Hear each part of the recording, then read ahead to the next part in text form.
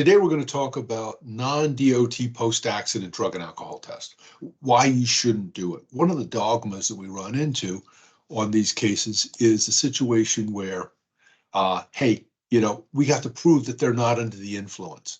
But that's not the situation you have, because you have the best evidence out there that your driver's not under the influence. I mean, you have a trained professional who is out at the scene, the state trooper, the police officer.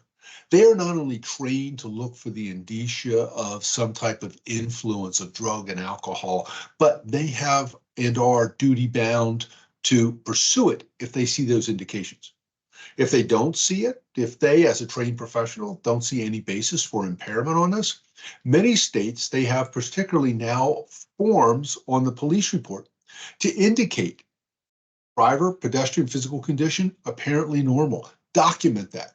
And once you do that, that's going to be the best evidence you have. Later on, the police officer can come in and support that and testify to what his or her findings were.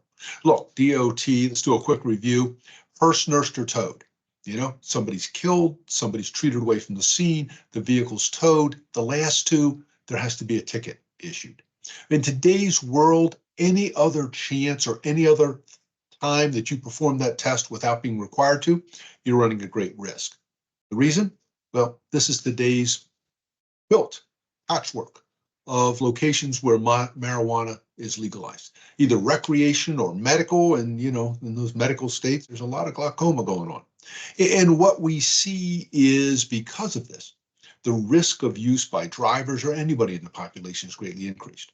Let's compound that and look at what ATRI, the American Trucking Research Institute, found when it did a survey of drivers.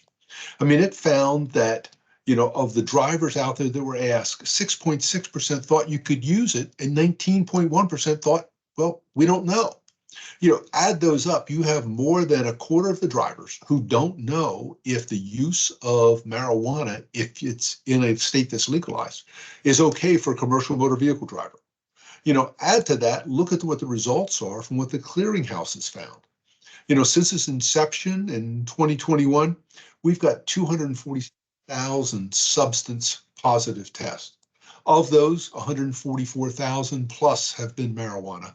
And of the drivers tested, 163,000 of the 235 that tested positive are still in prohibited status.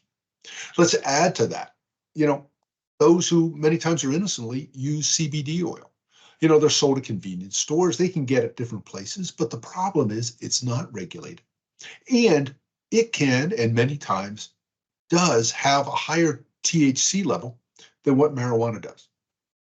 Additionally, one of the things you have to be aware of, if it's not required by the DOT, well, there are many state and local testing regulations, law that prohibit drug and alcohol testing except for certain circumstances. Some locations say no marijuana testing or no marijuana testing except if you have reasonable suspicion. Those are things that you've got to look for.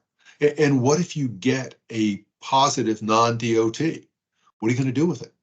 The next time you get a post or a pre-employment inquiry, it wasn't a DOT test. You're not going to report it to the clearinghouse. So take a look, consider it. My recommendation, if it's not required DOT post-accident, don't do it.